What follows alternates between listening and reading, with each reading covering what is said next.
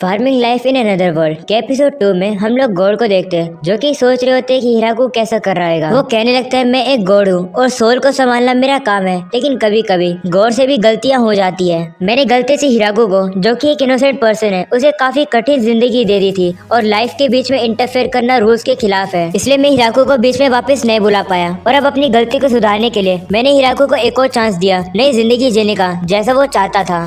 तभी गॉड कहने लगते हैं मुझसे एक और गलती होगी। मैंने हिराकू को ऐसे फॉरेस्ट में छोड़ दिया जहाँ पर काफी डेंजरस मॉन्स्टर हैं। इस फॉरेस्ट का नाम फॉरेस्ट ऑफ डेथ है। आखिरकार हिराकू अपनी फार्मिंग की एबिलिटी से यहाँ पर कैसे सर्वाइव कर पाएगा। गॉड कहने लगते हैं क्या मैं हिराकू को वापस बुला लूं? फिर वो कहते नहीं, ये रूल्स के खिलाफ है। अब जैसा हो गया वैसा ही चलने देते हैं, मैं कभी कभी वापस गलतियाँ कर ही देता हूँ। जिसके बाद हम लोग हिराकू को देखते हैं। वो कहने लगता है मैं अपने ऑलमाइटी फार्मिंग टूल के कारण ये सब कर पाया और मैंने काफी सारी चीजें सीखी है। पहला, ये है वो क्रॉप जिनको मैं बिना सीड्स के प्लांट कर पाया। ये है पोटैटोज, ऑनियन, टोमेटो, कैबेज भी। हिराकू कहते हैं ये वही प्लांट है जिनके बारे में मैं खोदते समय सोच रहा था। हिराकू कहने लगता है मुझे सिर्फ इमेजिन करना है मुझे कौन सा प्लांट उगाना है और मेरा ऑलमाइटी फार्मिंग टूल उसी प्लांट को वहाँ पर उगा देगा बिना किसी सीड के। हिराकू ने यह थ्योरी सोयाबीन के प्लांट को उगाकर करी थी क्योंकि वो प्लांट पहचानना थोड़ा इजी है। और ऐसा हुआ, वहाँ पर सोयाबीन का प्लांट आ गया, जिसके कारण से हिराकू वहाँ पर बैठकर उसके बड़े होने का वेट करने लगा। हिराकू कहता है कि जिन प्लांट को मैं अपने ऑलमाइटी फार्मिंग टूल से उगाता हूँ वो काफी जल्दी उग जाते हैं और कभी कभी तो ये इतना जल्दी ग्रो करते हैं कि ये काफी जल्दी खराब हो जाते हैं। एग्जाम्पल के तौर पर ये पोटैटो, इनके ऊपर जब सनलाइट पड़ती है तो ये ग्रीन पड़ जाते हैं और खराब हो जाते हैं। हिराकू कहता है इसको प्रिवेंट करने के लिए मैं सोच रहा हूँ कि इनके ऊपर थोड़ी और सोई लगा दूं जिससे कि ये बाहर ना निकल पाए। हिराकू कहते हैं मुझे फार्मिंग का एक्सपीरियंस तो नहीं है, लेकिन मैं अपनी गलतियों से ही सीखूंगा। फिर हम लोग देखते हिराकू ने गॉड के स्टैचू भी बना रखे हैं। हिराकू कहने लगता है कि मुझे लग रहा है ये जगह और ज्यादा सिविलाइज होने वाली है और ये सब कृपा गॉड की है। जिसके बाद हम लोग देखते हिराकू खाने के अंदर रैबिट मीट का स्ट्यू बनाता है, जिसके अंदर हिराकू ने अपने हाथों से उगाई हुई सब्जियां भी डाली है, जिसका टेस्ट थोड़ा ठीक ठाक आता है। वही उसके डॉग्स का भी मीट काफी ज्यादा पसंद आता है। हिराकू कहने लगता है मैं सोच रहा हूँ काश मेरे पास सॉल्ट होता। फिर हिराकू कुछ नया ट्राई करने के लिए अपने घर से थोड़ा दूर आता है और वो वहाँ पर फ्रूट्स के प्लांट को उगा देता है जिससे कि वो ट्री बन सके, ताकि कुछ सालों बाद वो ट्री हिराकू को फ्रूट दे सके। फिर हम लोग देखते हिराकू अपने डॉग्स के साथ खेल रहा होता है और काफी एंजॉय कर रहा होता है। वो कहने लगता है अगर मेरे पास ये डॉग नहीं होते तो मैं तो काफी अकेला पड़ जाता। तभी वो उस डॉग के सर पर एक हॉर्न को नोटिस करता है। हिराकू कहने लगता है ये इस दूसरे वर्ल्ड के अंदर डॉग्स के सर पर हॉर्न होते हैं। तभी वो देखता है कि बाकी डॉग्स भी हिराकू के साथ खेलने के लिए वेट कर रहे हैं। अब हिराकू बताता है डॉग्स एक और चीज के काम आते हैं, वो है फॉरेस्ट में घूमना। बिना गुम हुए उन्हें रास्ता याद रहता है। उन्हीं के कारण मैं फॉरेस्ट को काफी ज्यादा एक्सप्लोर कर पाया हूँ, जिसके कारण से मेरे को एक रिवर मिल गया और काफी ज्यादा पानी का सोर्स भी। अब हिराकू कहने लगता है मैं सोच रहा हूँ कि एक रास्ता बनाऊं जिससे कि ये पानी मेरे घर तक आ सके, लेकिन इसको बनाने के लिए मेरे को 30 मिनट तक की खुदाई करनी पड़ेगी। कोई नहीं, मैं जैसे तैसे करके कर लूंगा। साथ साथ मैंने एक टॉयलेट भी बना लिया क्योंकि मुझे पता है कि मुझे काफी ज्यादा काम करना है। अगले सीन में हम लोग देखते हैं वो अपने ऑलमाइटी फार्मिंग टूल को एक व्हील बैरो में बदल देता है ताकि वो जल्दी से इधर से उधर आ जा सके।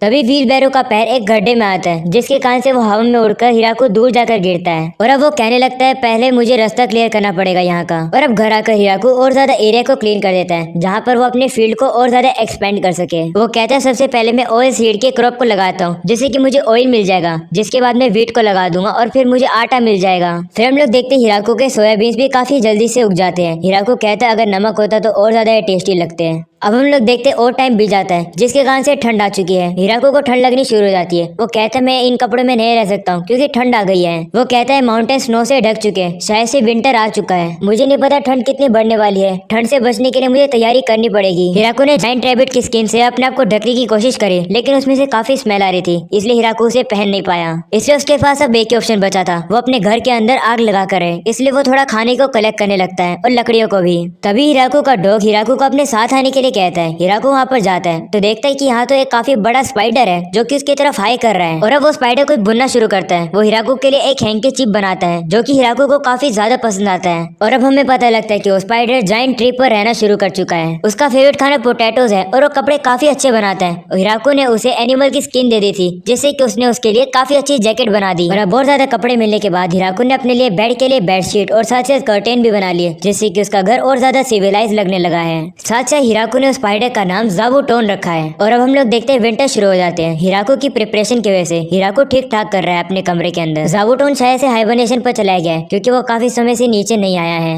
हिराको बैठकर पोटैटोस को खाने लगता है। वो कहता है पता नहीं क्यों, लेकिन मुझे अब अकेला फील होने लगा है। मैंने काफी समय से किसी से बात नहीं करी है, कहीं मैं बात करना भूल ना जाऊं। और अब बहुत समय बीत जाता है, सर्दियां खत्म हो जाती है और स्प्रिंग आ जाता है, जिसके बाद हम लोग देखते हैं सारे पपीज बड़े हो चुके हैं और वो अपनी जर्नी पर चले जाते हैं। थोड़े दिन बाद वो वापस आते हैं अपने पार्टनर बनाकर, और अब इतने दिनों बाद ज़ाबूटोन भी नीचे आता है अपने बच्चों के साथ। उसे देखकर हिराको सरप्राइज होता है और कहते हैं क्या ज़ाबूटोन एक लड़की थी। फिर हिराको कहने लगता है सभी लोगों की फैमिली इतनी ज्यादा बढ़ रही है, मुझे जेलसी हो रही है क्योंकि मैं ही अकेला हूँ। अगले सीन में हम लोग देखते हैं हिराको फार्म में काम कर रहा होता है, तभी ज़ाबूटोन खतरे की घंटी बजाता है। हिराको जल्दी से फॉरेस्ट के अंदर पहुंचता है तो वो देखता है फॉरेस्ट के बीच में एक छोटी लड़की होती है। उसे देखकर हिराको काफी हैरान रहता है। वहीं पर सारे डॉग और ज़ाबूटोन के बच्चे उसे परेशान करने लगते हैं। तो वो लड़की हिराको से कहते हैं मेरी मदद करो। ये सुनकर हिराको कहता है क्या हम दोनों एक दूसरे की बात समझ सकते हैं। तो हिराको अब आगे बढ़कर उसे अपने कपड़े पहनाने लगता है। तभी वो लड़की उसे काट लेती है, जिसके कान से वो ग्लो करने लगती है और एक बड़ी लड़की में ट्रांसफॉर्म हो जाती है। ये देखकर हिराको काफी हैरान रहता है और अब हिराको के पेट उस लड़की को मारने लगते हैं। हिराको जल्दी से अपने पेट को रुकाता है, जिसके बाद हिराको देखता है कि वो लड़की वापस से छोटी हो जाती है।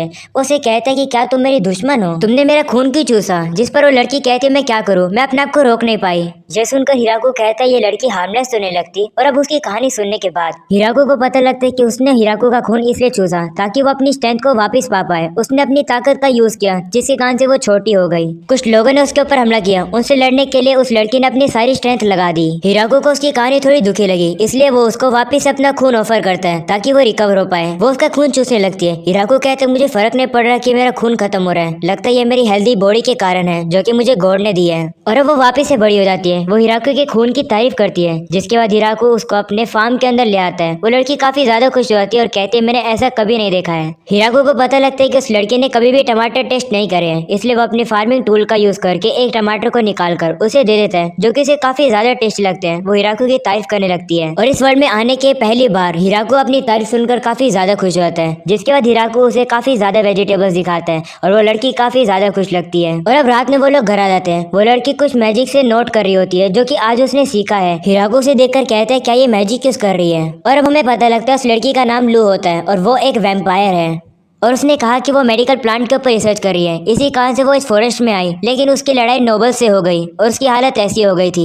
और अब ब्लू सारी इन्फॉर्मेशन को नोट कर लेती है। वो कहने लगती है जैसी जगह की रेपुटेशन है यहाँ की जगह बिल्कुल वैसी ही है। ये सुनकर हिराको से कहता है क्या इस जगह की रेपुटेशन है। तो लू कहती तुम्हें नहीं पता इस जगह के बारे में, तुम इतने सालों से यहाँ पर रह रहे हो। तो हिराको कहते मुझे नहीं पता तुम किस बारे में बात कर रही हो। तो लू हिराको को कहते तुम भी तो मैजिक यूज कर सकते हो ना, तुमने जो टेक्निक का यूज किया वो मैंने कहीं नहीं देखा कोई यूज कर सकता है। तो हिराको कहते हाँ शायद से वो एक मैजिक टूल ही है। तभी लू कहती है दिन काफी सरप्राइज वाला रहा है, मुझे नहीं पता था कि मैं इतनी सारी चीजें देख पाऊंगी। वही हिराको भी सोचते हैं हाँ दिन तो काफी सरप्राइज वाला था, मैं इस लड़की से मिला हूँ, मुझे नहीं पता कि मैं इस लड़की से दोबारा मिल पाऊंगा या फिर नहीं। और अब हिराको से एक रिक्वेस्ट कहता है और कहता है क्या तुम मेरे साथ यहाँ रह सकती हो। तो लू कहती है हाँ मैं थोड़े दिन के लिए अपने रिसर्च के लिए रुक सकती हूँ।